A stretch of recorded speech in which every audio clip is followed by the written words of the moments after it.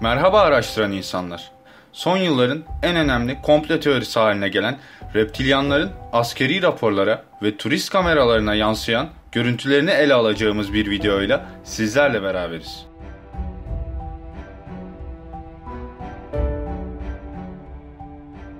...1999'da David Icke, gezegenin Babil kardeşliği olarak adlandırılan reptilyan insansılar ırkınca kontrol edilen yeni dünya düzeni tarafından yönetildiğini iddia ederek şöyle yazdı. Benim kendi araştırmam, reptilyan kontrolünün ve manipülasyonunun başka bir boyuttan dördüncü boyutun alt bölümünden yönetildiğini gösteriyor. Diğer insanlar bunu alt astral boyut olarak bilir. Kara büyü ritüelleri olan demonların ve kötü niyetli varlıkların yuvası. Icke'ye göre reptilyan melezi reptilyan, İnsan kanı içerlerse sürüngenden insan formuna değişmelerini sağlıyor. Reptilyan grubu birçok ünlü, seçkin insanı ve pratik olarak her dünya liderini kapsıyor. Örneğin İngiltere'nin ana kraliçesi, George Bush, Hillary Clinton, Harold Wilson, Tony Blair, bu insanların ya kendileri reptilyan veya sürüngenler için çalışıyorlar. Rothschilds, Rockefellers, İngiliz kraliyet ailesi, Amerika Birleşik Devletleri'nin ve dünyanın geri kalanının idareci, politik ve ekonomik aileleri bu aynı soydan geliyor. Züppelik nedeniyle değil, genetik yapılarının sağladığını taşımak için reptilyan memeli DNA kombinasyonu onların şekil değiştirmesini sağlıyor.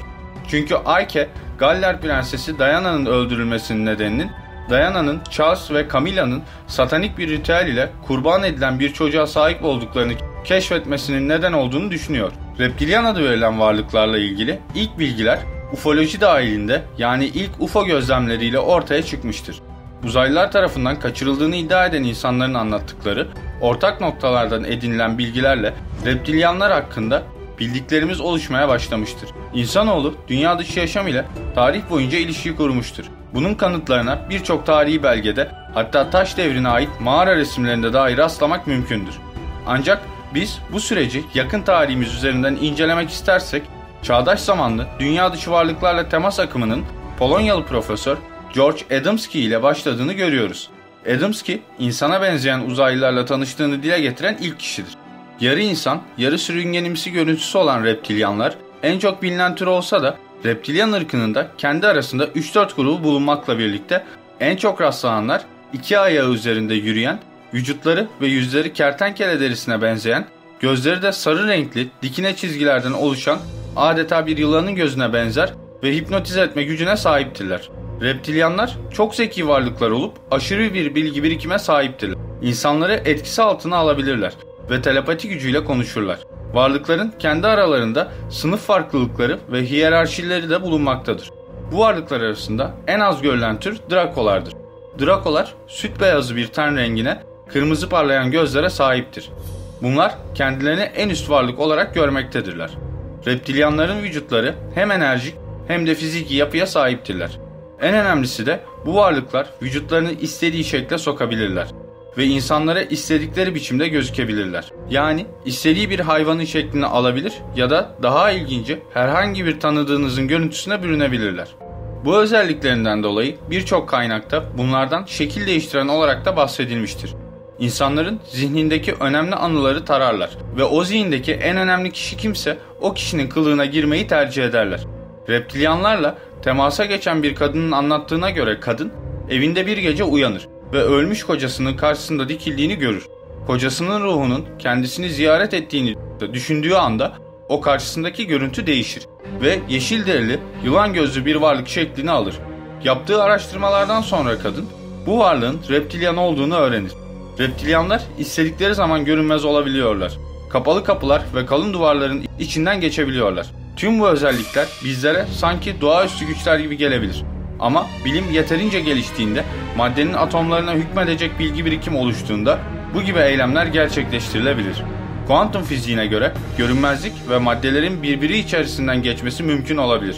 Reptilyanların etrafında manyetik alanlardan oluşan auralar mevcuttur. Ellerinde 4 parmak bulunur. El ve ayakları pençe şeklindedir.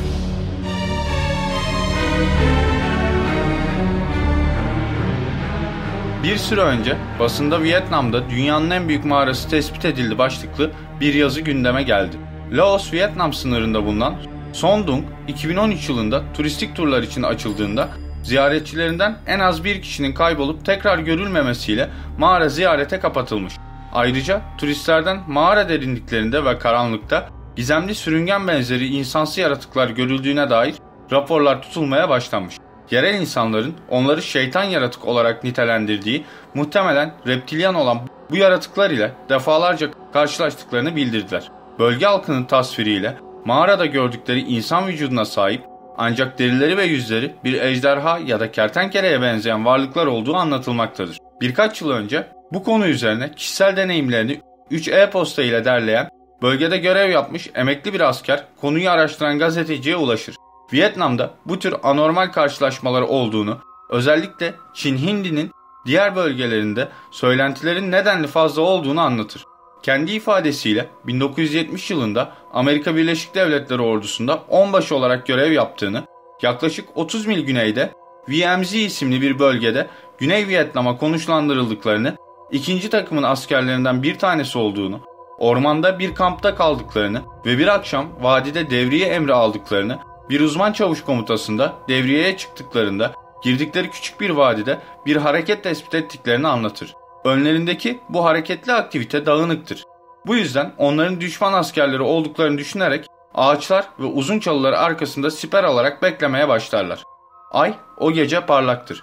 Ancak ne olduğunu tespit edecek yeterli aydınlık yoktur. Yavaşça vadinin yukarılarına doğru hareket ederler. Tepenin üzerinde dik bir duvara yaklaşırken biri ya da bir şeyin önlerindeki geçide taş ve kayalıklar yığdığını görürler. Yukarıda yaklaşık 15 ayak yüksekliğinde, 13 ayak genişliğinde bir mağara girişi görünmektedir. Geçidi gözlemleyerek kenarları küçük ve pürüzsüz aralıklarla oyulmuş olan bu mağarayı net şekilde görürler. Daha önce de düşman tarafından kazılmış buna benzer mağaralar görmüşlerdir. Buranın da aynı şekilde düşmana ait bir besin veya silah deposu olduğunu düşünmüşlerdir. Bu sebepten takım komutanı mağaranın araştırılmasını emreder ve mağaraya girerler. O andan itibaren işler garip bir hal alır.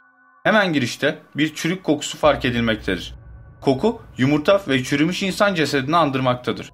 Koku askerleri son derece rahatsız eder. Çünkü o kadar iğrenç ve keskin bir kokudur ki bazı askerler mağaradan çıkarak ormana doğru çekilirler. Başta çavuş olmak üzere olayı anlatan askerler bir şey görebilmek için ışıklarını mağaranın derinliklerine tutarlar. Ancak zayıf ışıkları ile bir şey görmeleri mümkün değildir ve içeride ne olduğuna dair hiçbir fikirleri yoktur. Daha iyi bir gözlem yapabilmek için mağara girişinde pozisyon alırlar. Onlar içeriği görmeye çalışırken mağaranın derinliklerinden guruldama sesleri işitirler. Arkalarındaki orman sessizdir. Çavuş kendi kendine çıkarımlar yaparken olayları anlatan askere yakın bir mesafededir. Herkes bu seslerden ürkmüştür. Birkaç saat sonra ise şafak sökecektir. Askerler harekete hazırdır. Çavuş saatini kontrol eder. Neredeyse 5'tir. Tam o anda mağarada bir hareketlenme olur.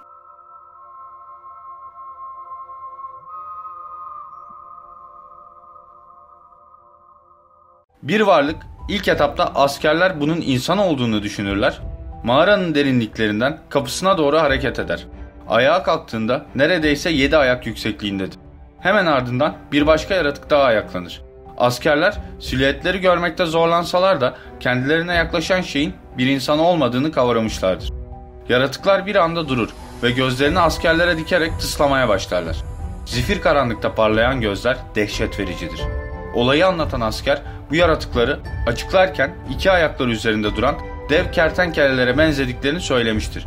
Parlak pulları olsa da derileri koyu yeşil, yer yerde kahverengidir. İlk bakışta çok büyük yılan benzeri gözleri ve yüzleri hemen dikkat çekmektedir. Pullu sürüngenimsi derileri olsa da kolları ve bacakları bir insanı da andırmaktadır. Kuyrukları yoktur. Başlarından aşağıya kadar inen tek parça cübbe benzeri kapşonlu bir kıyafet giymektedirler. Ayakları pençeli olup çıplaktır. Hiçbir emir verilmemesine rağmen bu kısacık sessizlik bir anda silah sesleriyle bozulur. Tüm askerler dehşet içinde bu varlıklara ateş açmaya başlar. Çavuşun ateşkes emriyle kendine gelen askerler kafalarını kaldırdıklarında hiçbir şey göremezler. Mağara tamamen boştur. Etrafı ararlar. Birkaç ayak izi dışında bir şey bulamazlar. Mağara girişine siper alarak beklemeye başlarlar. Yaratıklar kaçmıştır. Mağarayı biraz daha incelediklerinde insan iskeletleri ve parçalarına rastlarlar. Yaratıkların mağaranın derinliklerinden tekrar çıkma ihtimaline karşı mağaranın girişini bomba ile patlatırlar. Kampa döndüklerinde hepsi şaşkınlık içindedir. Burada olayın anlatılıp anlatılmaması konusunda küçük bir tartışma yaşanır. Çavuş detaylı bir rapor hazırlar. Kısa bir süre geçtikten sonra çavuş apar topar görevinden alınarak Birleşik Devletlere geri çağrılır ve Amerikan ordusuna ait bir rehabilitasyon merkezinde 3 sene boyunca kapalı tutulur. Bu olayları tekrar gündeme getiren şey ise kaybolan turistlerden veya yerli halkın rapor ettiklerinden daha çok mağaranın derinliklerinde bir turistin çektiği fotoğraf olmuştur.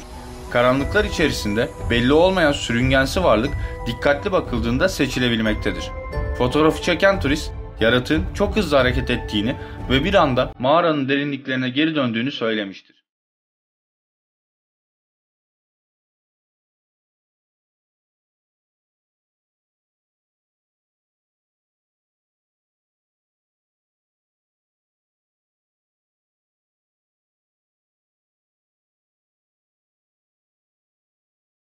Tüm soru, görüş ve önerileriniz için bana Instagram üzerinden ulaşabilirsiniz. Araştırmalarımızın gelişerek devam edebilmesi için videoyu Facebook, Twitter gibi ortamlarda paylaşmayı, yeni videolardan haberdar olup araştıran insanlar topluluğuna katılmak için Kült TV'ye abone olmayı unutmayın. Bir başka videoda daha görüşünceye kadar hoşça kalın araştıran insanlar.